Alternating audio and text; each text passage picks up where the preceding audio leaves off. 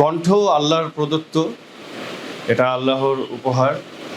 যার যার এটা জায়গা থেকে আল্লাহ তাআলা গড গিফটেড সুর, কণ্ঠ। তো আমি কখনো এন্ড্রু স্যারকে হুবহু নকল করার চেষ্টা করিনি। আল্লাহ হয়তো বা আমাকে দিয়েছে তার মতো করে গান করার। তার গান শুনে শুনে বড় হয়েছি। তো আপনারা এই বিষয়টা অন্যভাবে নেবেন না। আমি খোলা মনে বলেছি কথাটা। আমি স্যারকে ভালোবাসি, শ্রদ্ধা করি। তার গান সবাই বাংলা ভাষাভাষী মানুষ, বাংলার মানুষ সবাই পছন্দ করেন, এখনও করেন। ওনার অনেক জনপ্রিয় গান রয়েছে। তো সেইখান থেকে একটি গান আমি গাইব। চলুন দর্শক, গানটি শুনি খালি গলায়। আমার বাবার মুখে প্রথম যেদিন শুনেছিলাম গান, সেদিন থেকে গানি জীবন, গানি আমার প্রাণ। আমার মায়ের আদেশ বাবার মতো গাইতে হবে গান, সেদিন থেকে গানি জীবন, গানি আমার প্রাণ। শিল্পীর ঘরে জন্ম, তাই শিল্পী হয়েছি। সঙ্গীতটাকে সারা জীবন সঙ্গী করেছি। জীবনে যত দুঃখ, যত কষ্ট পেয়েছি, সুরের মাঝে ডুবে গিয়ে সবই ভুলেছি।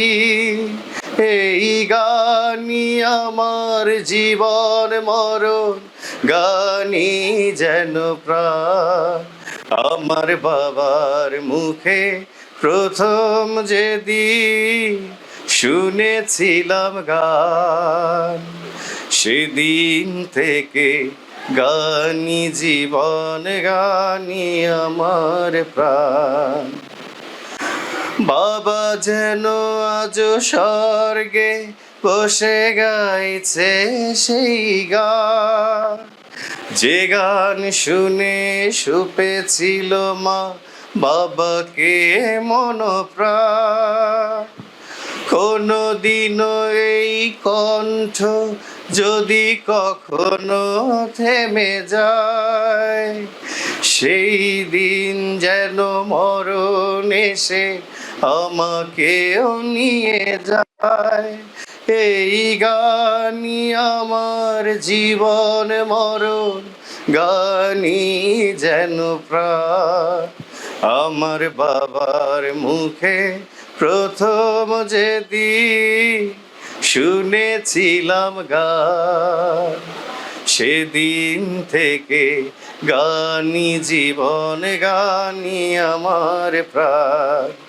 আমার মায়ের আদেশ বাবার মতো গাইতে হবে গান, সেদিন থেকে গানি জীবন, গানি আমার প্রাণ।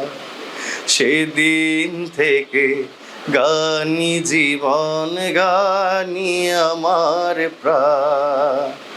দর্শক, চেষ্টা করেছি। ভালো লাগলে অবশ্যই কমেন্ট করে জানাবেন।